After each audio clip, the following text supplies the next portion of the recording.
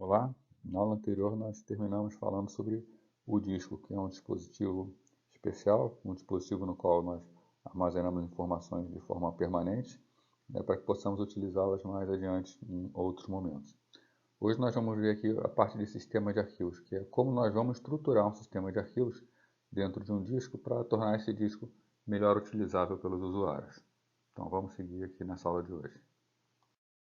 Então temos que o armazenamento de informações para sua posterior recuperação é uma atividade essencial para qualquer tipo de aplicação. Quando temos uma aplicação atual, essa aplicação ela gera algum tipo de dado e esse dado a gente vai necessitar fazer uso dele no futuro. Então, em algum lugar esse dado precisa ser guardado. A memória RAM do computador é uma memória volátil. Quando a gente desliga o computador, desligamos a máquina, a informação se vai, ela se perde, né? Então o disco é o local onde são armazenadas essas informações de forma permanente para que possa ser utilizada mais adiante, né? Bom, as principais exigências para que a gente faça o armazenamento das informações. Primeiro, deve ser possível armazenar uma grande quantidade de informações, né? Tá? Queremos sempre armazenar uma grande quantidade. Essa grande quantidade é uma quantidade, no caso, bem maior do que a quantidade disponível de memória RAM, né? Outra exigência é que a informação deva sobreviver à finalização do processo que a utiliza.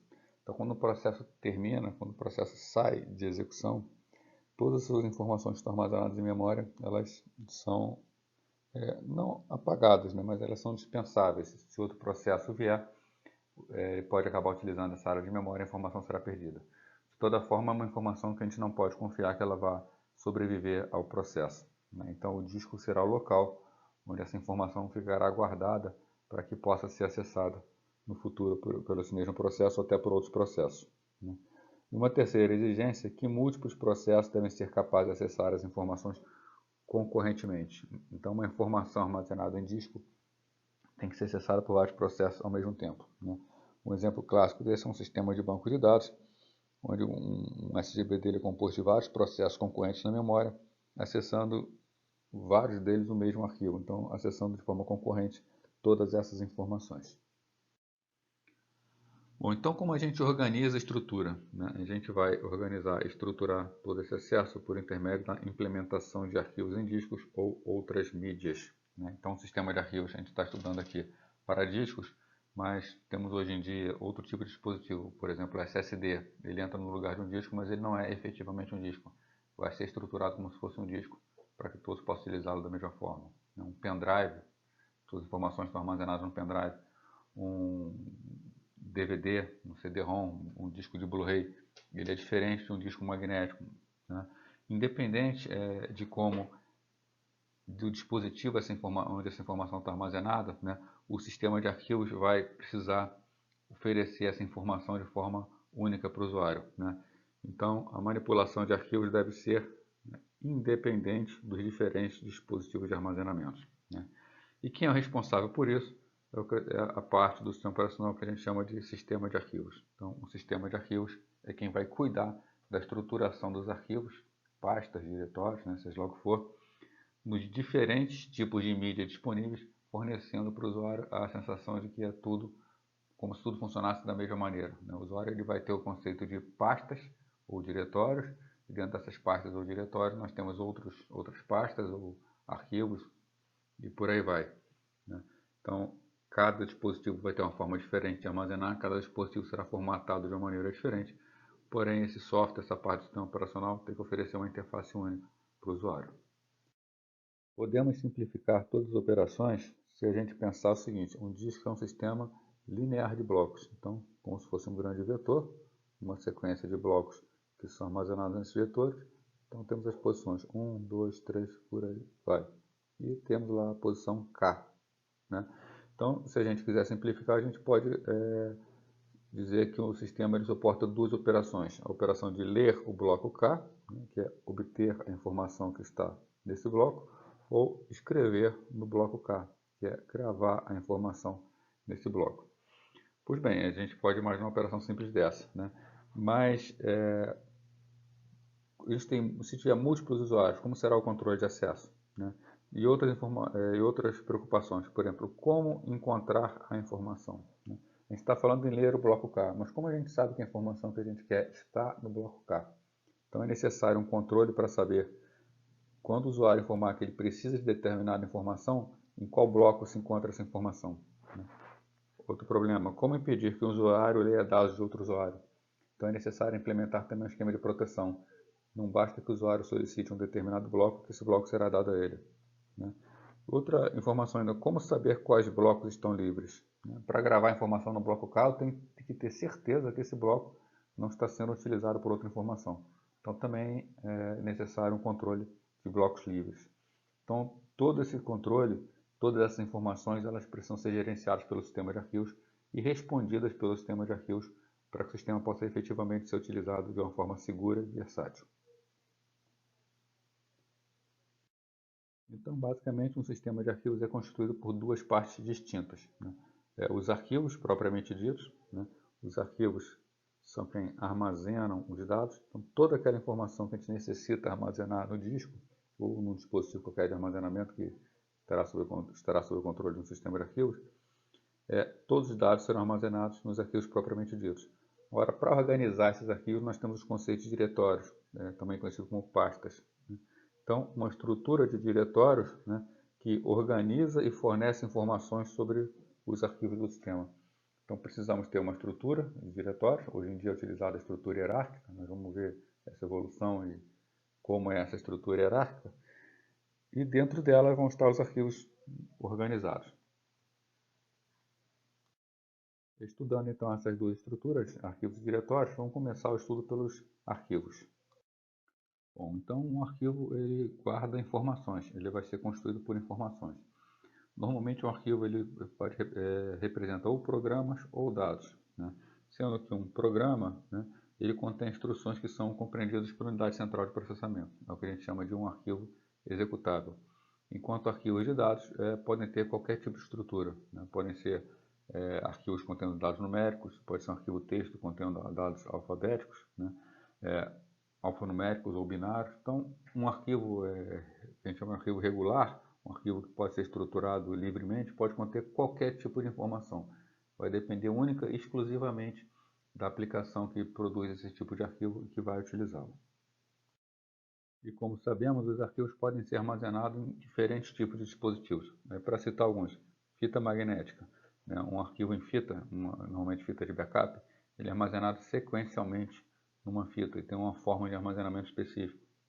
O disco magnético, hoje em dia também temos o SSD, pegando o lugar do disco magnético.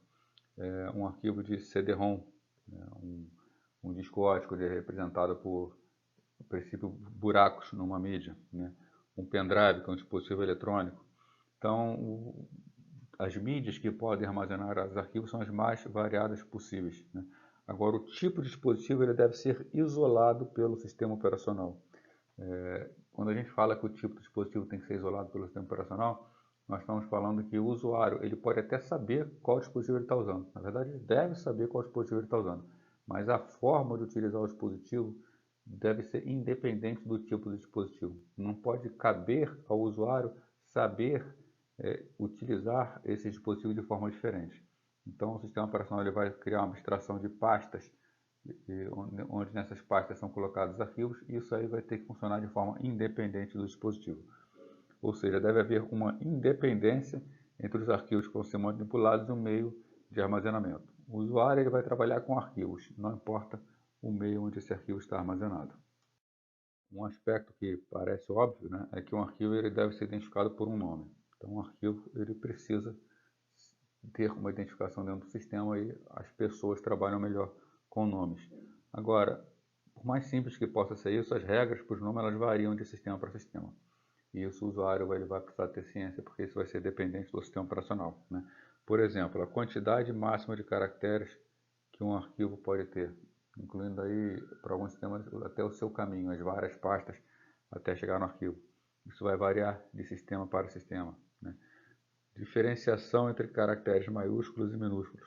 Por exemplo, o Linux ele faz diferença entre maiúsculo e minúsculo. O arquivo, para o Linux, o arquivo ABC, ele é diferente do arquivo ABC, que é diferente do arquivo ABC. Para o Windows, os três arquivos são iguais, né? Na verdade, não é bem para o Linux e para o Windows, é para o sistema de arquivo padrão de cada um, né? No caso do Windows, o sistema de arquivos NTFS, ele não diferencia maiúsculas e minúsculas, embora ele possa permitir que escrevamos com letras maiúsculas e minúsculas. Já o Linux não, através do sistema de arquivos, o padrão atualmente o EST4, ele vai fazer essa diferenciação, né?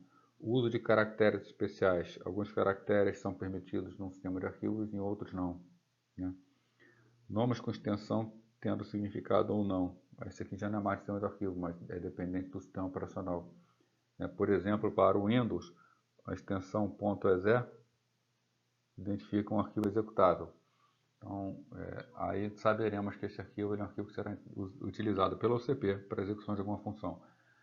No Linux ou no Unix em geral, não é exatamente a extensão, embora a gente utilize extensões para simplificar para o usuário, quem diz se o arquivo é um arquivo executável ou não é um atributo do arquivo. Então, qualquer tipo de arquivo, com qualquer extensão no sistema Unix pode ser um arquivo executável, já que será um atributo.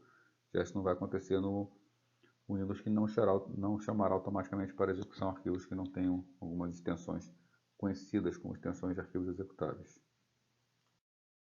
Bom, então, conforme a gente já conversou, em alguns sistemas, as extensões de arquivos são apenas convenções, né, e não são impostas pelo sistema operacional, né. Exemplo, um arquivo chamado file.txt. Ele pode ser algum tipo de arquivo de texto, tá? Mas o nome tem a função apenas de lembrar o proprietário desse tipo de arquivo e não transmitir qualquer tipo de informação para o computador, né? É claro que as interfaces gráficas do sistema, um sistema operacional Unix, por exemplo, apesar da extensão não ter um significado específico para o Unix, a sua interface gráfica, quando encontra um arquivo chamado file.txt, automaticamente ele vai abrir um software compatível com esse tipo de extensão, né? Então, saber diferenciar que a extensão ela pode não ter significado para o sistema operacional, mas pode ter para os aplicativos. E no caso do Unix, a interface gráfica é um aplicativo. E essa interface gráfica ela pode levar em conta a extensão no momento da execução, quando o usuário chama o arquivo. Um exemplo, por exemplo, é um compilador C. Ele pode exigir que os arquivos para a compilação termine com a extensão .c, né? Existem alguns compiladores, por exemplo, que vão compilar diferentemente se um arquivo tiver extensão .c ou se um arquivo tiver extensão .cpp, diferenciando C ou C++.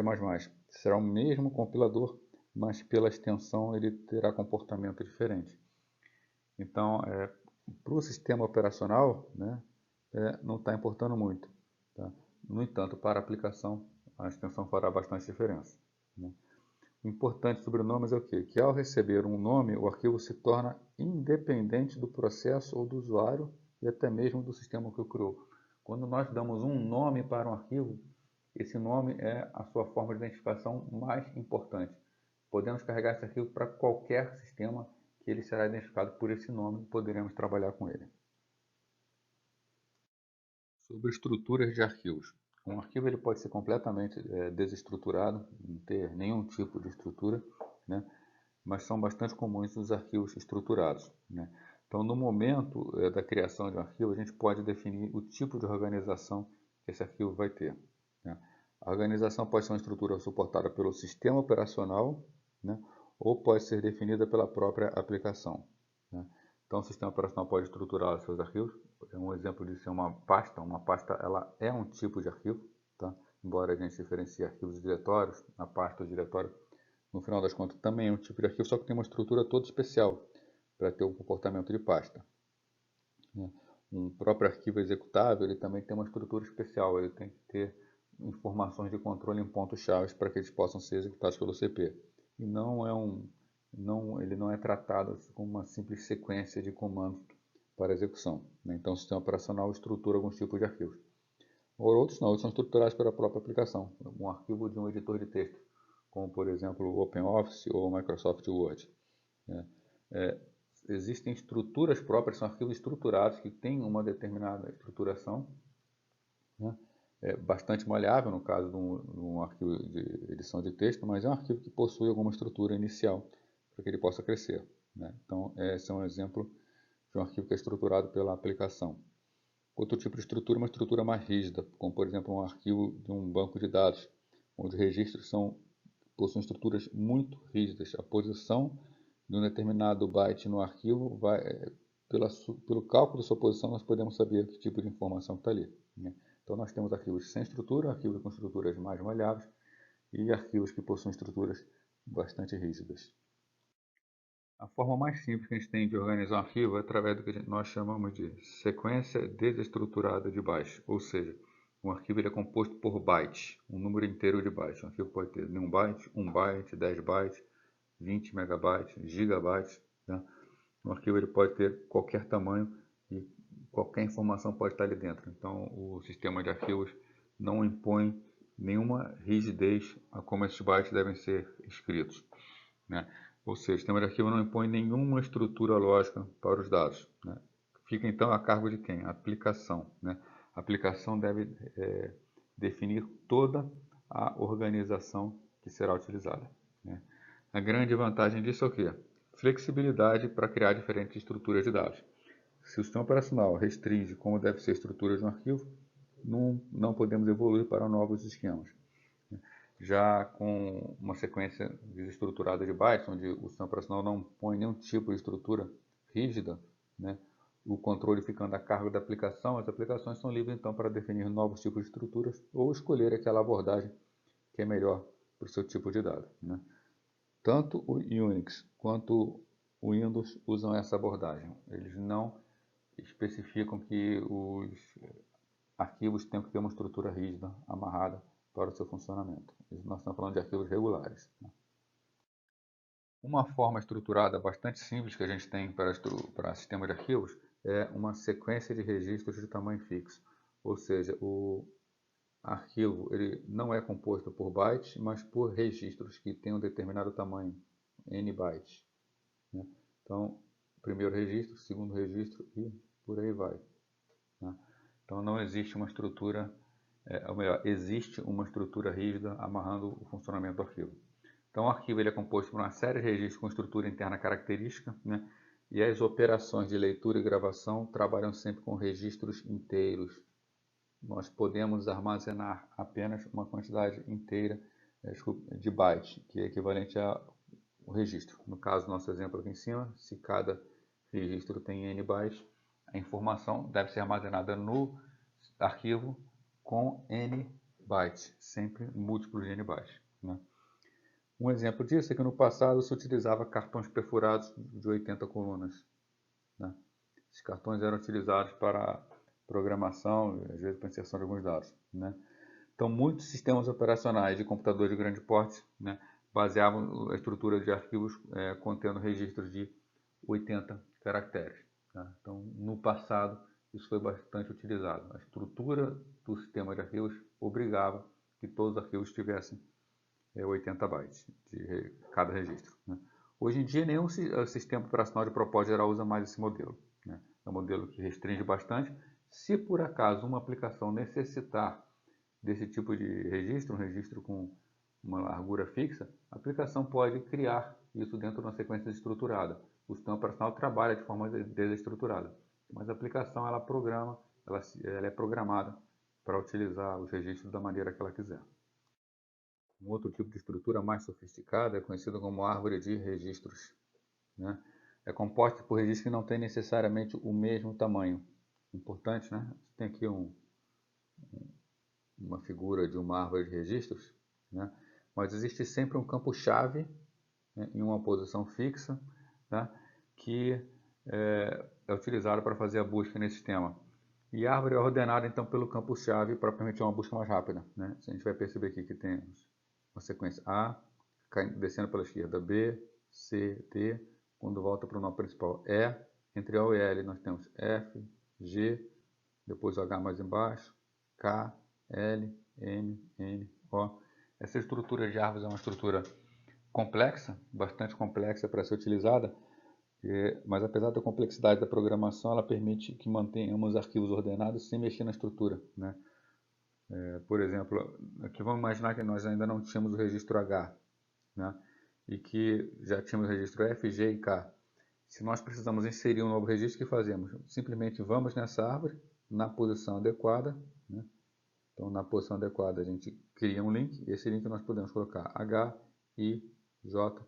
Então, permite inserções na estrutura sem que seja necessário movimentar os arquivos. Então, apesar de uma estrutura complexa de programação difícil, ela é bastante otimizada. O registro não precisa ficar sendo movimentado para manter essa estrutura ordenada. E, de fato, é uma estrutura de ordenação que é utilizada pelos principais bancos de dados no mercado.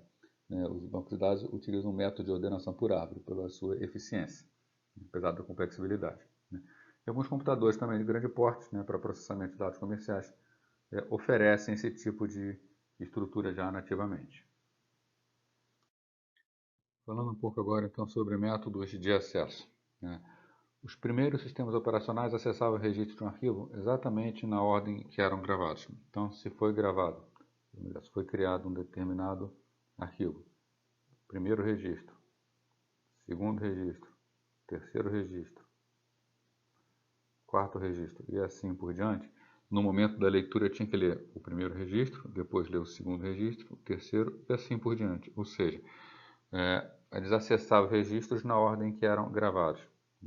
E a gravação de novos registros era possível apenas no final, não era possível sobrepor. Se eu quisesse sobrepor o registro número 2, não tinha como, eu tinha que gravar lá no final do arquivo onde havia espaço livre. Esse tipo de acesso que a gente chama de acesso sequencial. No acesso sequencial, então, os registros eles são lidos obrigatoriamente na mesma ordem que foram gravados. Não é possível pular ou ler registros fora de ordens. Ou seja, se eu quero acessar o registro número 4, eu tenho que ler o número 1, número 2, número 3, para então chegar no registro número 4. Porém, eu posso retroceder registros. Uma vez que eu esteja no registro 4, eu posso voltar ao registro 3, registro 2, para ler o registro 1. Então, eu não posso ler diretamente o registro 4 depois o registro 1, mas eu posso fazer uma leitura até o registro 4 e depois voltar até o registro 1 sequencialmente. Surge posteriormente, então, um método de acesso conhecido como acesso aleatório, também conhecido como acesso direto. Acesso direto porque a gente pode acessar diretamente qualquer registro em qualquer posição de memória. Memória não, qualquer posição em que ele esteja armazenado. Então, ele permite a leitura e a gravação de registros diretamente na sua posição relativa ao início do arquivo. Então, voltando ao exemplo anterior, eu tenho um determinado arquivo, temos o registro 1, o registro 2, o registro 3, o registro 4 e por aí vai.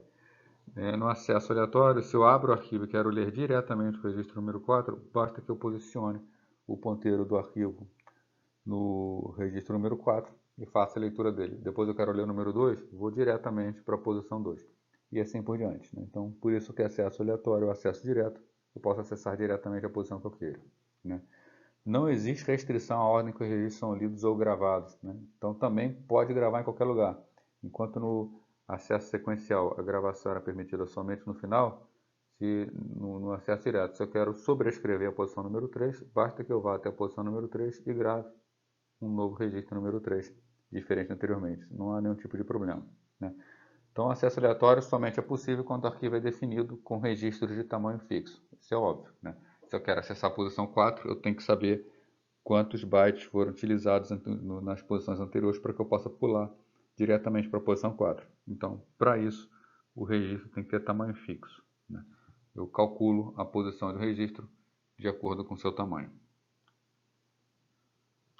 Então, para acessar um determinado registro, a gente precisa saber o tipo de arquivo, para ter o método de acesso. Nos sistemas operacionais antigos, o tipo de acesso ao arquivo era determinado no momento que o arquivo era criado.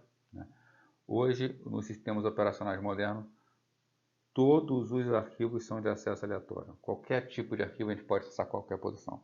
Exceto, é claro, quando o dispositivo não permite. Uma unidade de fita, por exemplo, ela é tipicamente sequencial. Nós precisamos percorrer toda a fita para chegar até o seu último registro. E para acessar uma posição específica, nós temos que percorrer a fita até aquela posição. Então, quando o dispositivo permite, nos sistemas atuais, é sempre aleatório. Agora, quando o dispositivo impõe algum tipo de restrição, aí não tem jeito. É uma restrição física do dispositivo. Nesse caso, será um acesso sequencial. Existe ainda um método de acesso menos comum, conhecido como acesso indexado. Ele é menos comum para sistemas operacionais. Os sistemas operacionais não costumam fornecer esse tipo de acesso. mas ele é muito comum para vários tipos de aplicações, como por exemplo sistemas de gerenciamento de banco de dados. Utilizam muito o acesso indexado. O acesso indexado então envolve então, a construção de um índice para o arquivo.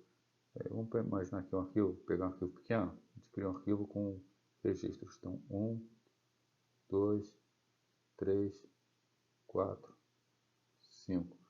No acesso indexado a gente tem um arquivo auxiliar, e que nesse arquivo auxiliar a gente poderia ter, por exemplo, 3, 2, 5, 1, 4. Né?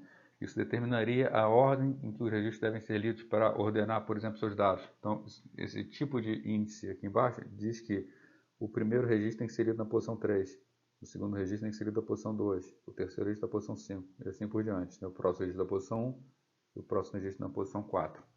Né? Então, esses arquivos de índice são utilizados normalmente para ordenar. Né?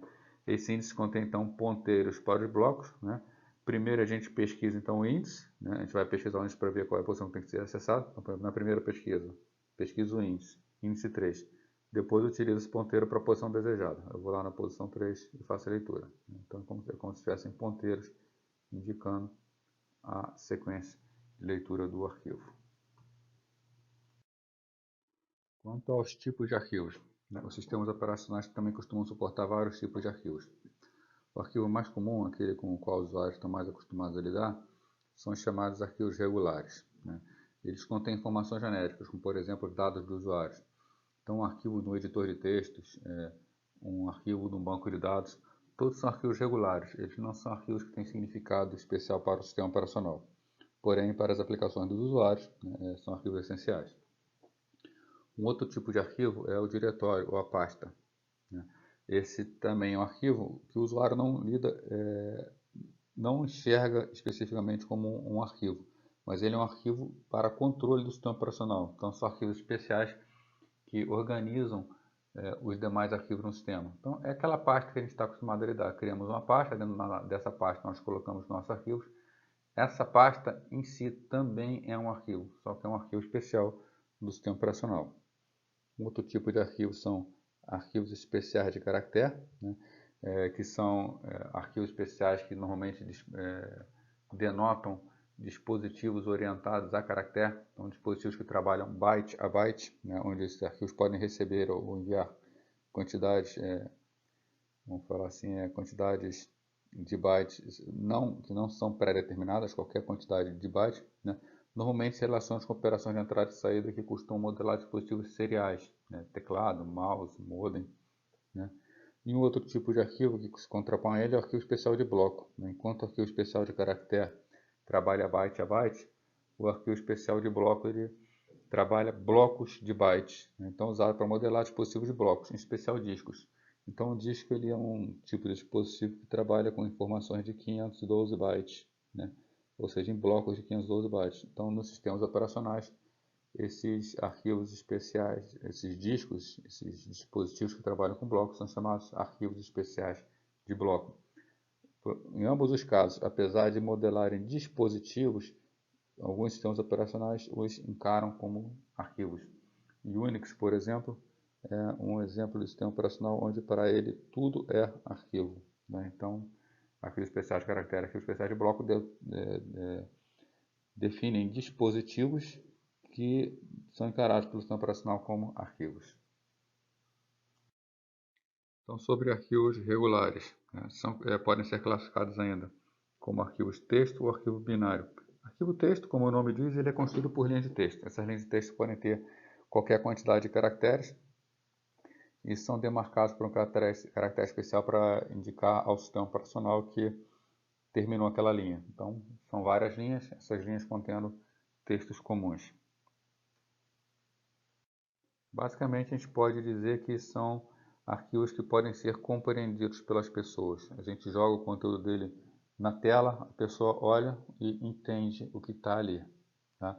E normalmente ele é editado com um editor de texto comum, que permite a edição desse tipo de arquivo. Os arquivos binários, por outro lado, né, são arquivos que não são arquivos texto, eles contêm códigos binários, códigos que o ser humano vai ter certa dificuldade para interpretar. Né? Então a listagem dele gera um conjunto de caracteres incompreensíveis. Jogar na tela vão aparecer símbolos que pouco significado têm para a gente, né, para os seres humanos, né?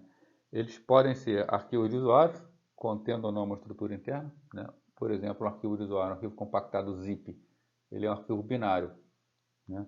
Ou podem ser também arquivos executáveis, né, com uma estrutura interna conhecida pelo sistema operacional, né? Então, o arquivo executável ele tem uma estrutura que permite que esse arquivo seja carregado em memória pelo OCP e ele possa ser processado, ele possa ser executado, representando um processo que vai estar em execução.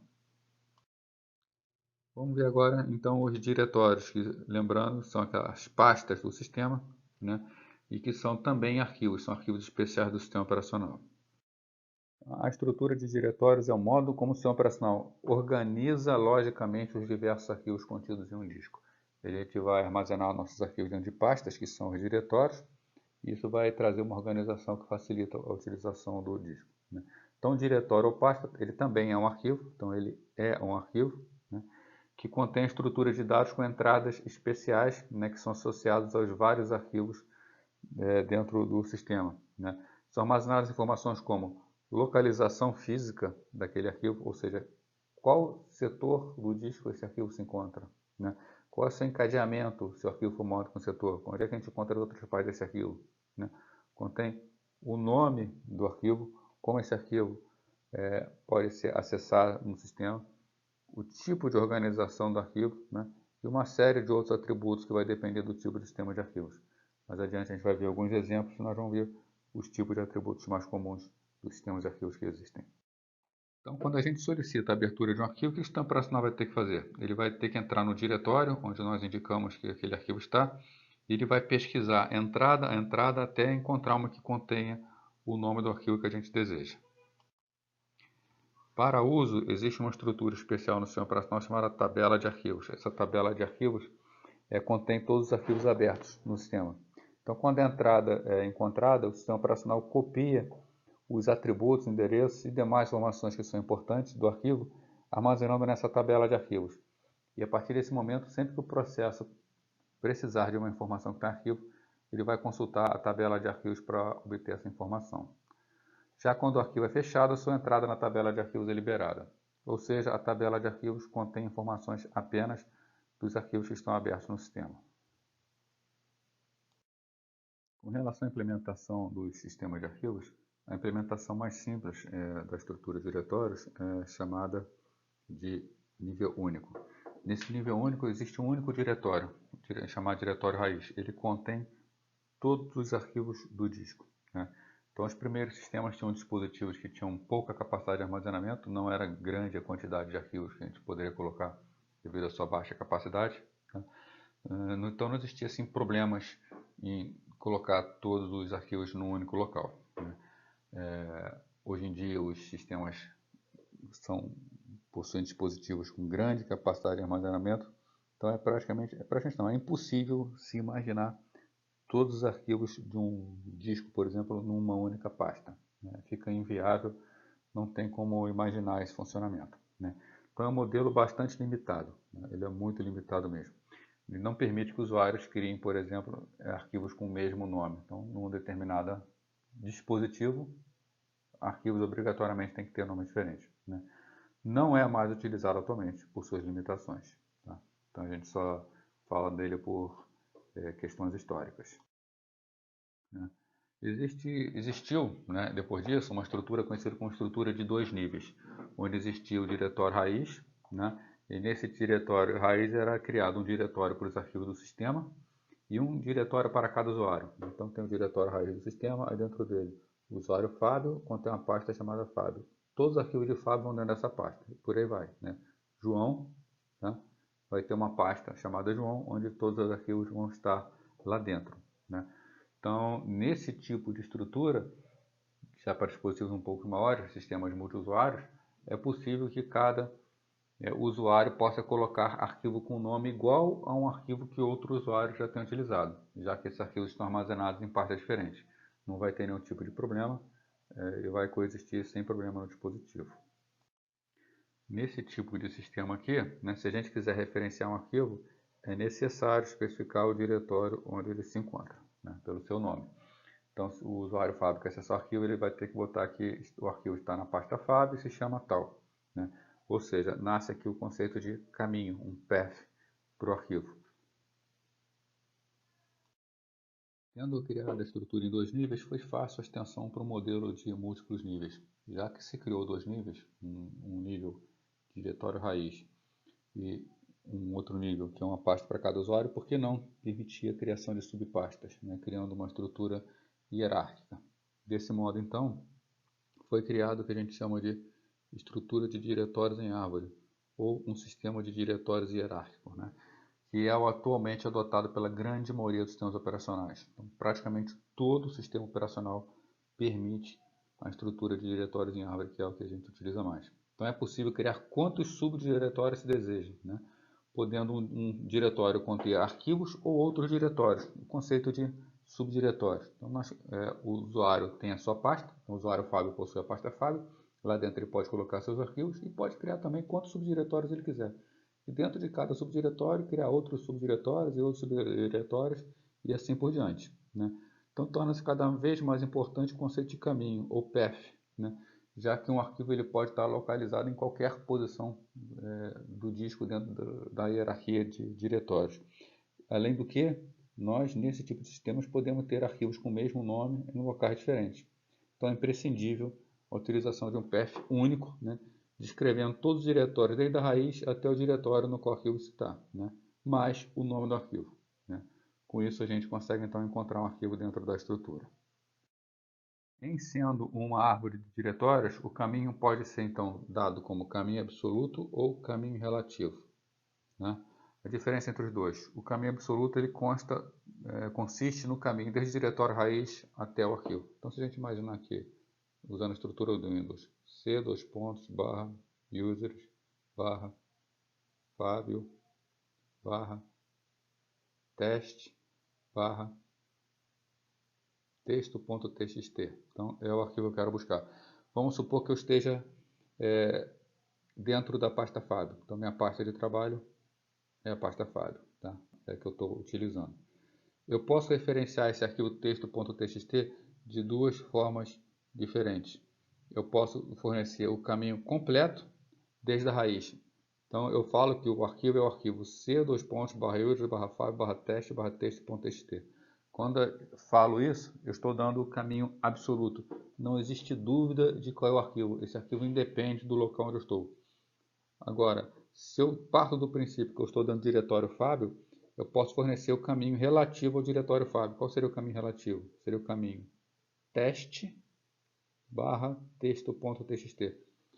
O caminho relativo ele pode ser ambíguo, né? Se eu tiver, por exemplo, dentro do diretório Felipe, e Felipe também tiver um subdiretório teste dentro de um arquivo texto.txt, esse caminho relativo ele pode indicar arquivos diferentes dependendo do diretório de trabalho atual, né? O caminho absoluto ele não traz ambiguidade, o caminho é único, não tem como se enganar em relação ao arquivo, né? Então, a princípio, em termos de não haver ambiguidade, o caminho absoluto ele é mais difícil de cometer enganos com relação ao arquivo, né? Em compensação, ele é rígido. Um sistema, uma vez configurado no caminho absoluto, eu não posso mudar a configuração do sistema. Já o caminho relativo, não. O caminho relativo, se eu tenho um determinado software, eu coloco os meus arquivos em relação ao local onde o software está instalado, eu posso instalar esse software em qualquer pasta, já que vai tudo sair em relação ao seu diretório de instalação, né? Então o caminho relativo ele é mais flexível, né? E cada processo possui seu próprio diretório de trabalho, né? Que é a partir desse diretório de trabalho que se utiliza o caminho relativo, né? Se algum processo alterar seu diretório de trabalho, né, os outros processos do usuário não serão afetados. Ou seja, o diretório de trabalho ele é relativo ao processo em execução, né? Então, se um determinado processo muda o seu diretório de trabalho, isso de forma alguma afetará os demais processos no sistema, né? E a maioria dos sistemas suporta a estrutura de diretórios em árvore e possui duas entradas especiais, né? Uma entrada que a gente considera como ponto, que é o diretório atual. Então, se eu mandar abrir o arquivo ponto barra texto.txt, eu estou abrindo o arquivo texto.txt no diretório atual. Tá? E se eu mandar, por exemplo, abrir o arquivo /, tester.txt, eu estou mandando abrir o arquivo teste no diretório pai, né? Então são formas de se referenciar diretório atual ou diretório pai para a gente poder navegar na árvore, né? Se eu dou o comando cd ... eu estou mandando subir um nível na árvore, estou mandando ir para o diretório pai.